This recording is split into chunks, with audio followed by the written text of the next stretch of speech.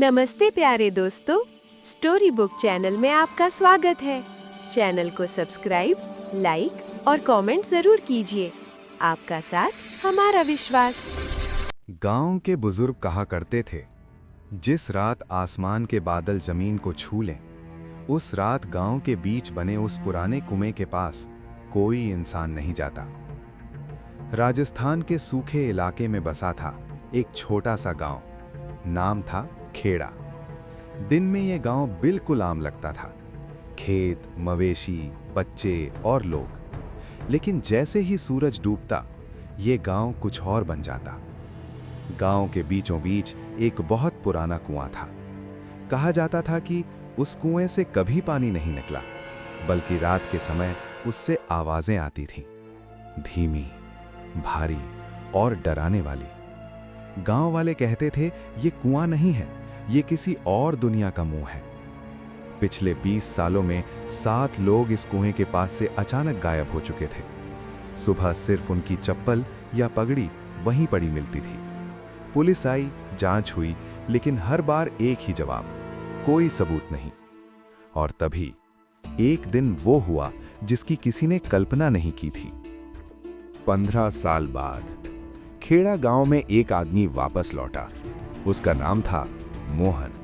वही मोहन जो बरसों पहले गांव के बीच बने उस पुराने कुएं के पास से अचानक गायब हो गया था।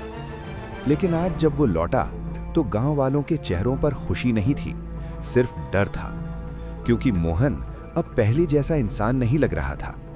उसकी आंखें हमेशा नीचे देखती थी, जैसे वो जमीन के नीचे किसी को ढूंढ रही हों। वो दिन के उजाले में सोया रहता था और जैसे ही रात होती उसकी आंखें खुल जाती थीं। लेकिन सबसे डरावनी बात यह थी कि हर रात मोहन चुपचाप उस पुराने कुएं के पास जाता था। वहां खड़ा होकर वो किसी से धीरे धीरे बातें करता था। गांव वालों ने कई बार सुना, मोहन कहता था, मैं भूल गया था, लेकिन अब सब याद आ गया है। एक रात आसमान में बादल अजीब तरह से बहुत नीचे झुकाए। हवा बिल्कुल बंद थी, लेकिन दिलों में तूफान मचा हुआ था।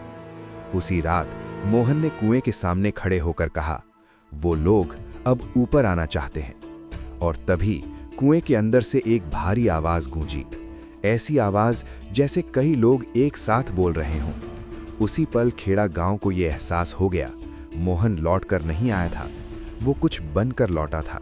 और अब कहानी असली मोड़ लेने वाली थी। उस रात जब मोहन ने कहा वो ऊपर आना चाहते हैं, तो पूरे गांव ने एक अजीब सी सन्नाटा फैल गया। हवा रुक गई थी, बादल नीचे लटक रहे थे और आसमान का रंग नीला नहीं काला हो चुका था। कुएं के चारों तरफ हल्का धुंध घूम रहा था, जैसे कोई अदृश्य परछाई उन सबको देख रही हो। गांव वाले धीरे धीरे पीछे हटने लगे, लेकिन मोहन कुएं के और करीब चला गया। उसके होंठ धीरे धीरे हिल रहे थे, जैसे वो कुएं के अंदर किसी को जवाब दे रहा हो। फिर अचानक कुएं के अंदर से एक लंबी भारी सांस की आवाज आई। ऐसा लगा जैसे कोई बहुत गहराई में जाग गया हो। गांव के बुजुर्ग जोर से बोले, सब अपने घर चले जाओ, किसी ने कुएं की तरफ नजर भी मत उठाना। लेकिन किसी ने उन्हें सुना नहीं। डर ने सबको जगह पर जमा दिया था। तभी कुएं के अंदर से एक और आवाज आई, और इस बार वो इंसानों जैसी नहीं थी। वो आवाज न भारी थी न तेज, बल्कि कई अलग अलग आवाजें मिलकर एक बनी थीं, जैसे कई लोग एक साथ फुसफुसा रहे हों। और उसी के साथ कुएं के अंदर की नीली रोशनी धीरे धीरे बढ़ने लगी। मोहन ने बिना पीछे देखे कहा, ये लोग 50 साल से इंतजार कर रहे हैं। फिर वो हिम्मत से एक कदम और आगे बढ़ा। उसने कुएं के अंदर झांका और बोला, मैं आया हूं। और तभी कुएं की गहराई से एक तेज अंधेरा ऊपर की ओर लपका, जैसे किसी ने उसकी ओर हाथ बढ़ाया हो। कहानी अब सिर्फ डर की नहीं रह गई थी, ये वापसी की शुरुआत थी।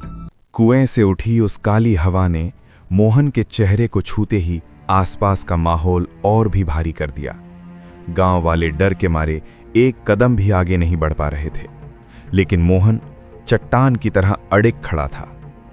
कुएं के अंदर अब सिर्फ रोशनी नहीं, अजीब सी परछाइयां हिलने डुलने लगी थीं, कभी इंसान जैसी, कभी किसी जानवर जैसी, जैसे कई आत्माएं एक साथ अपने आकार ढूंढ रही हों।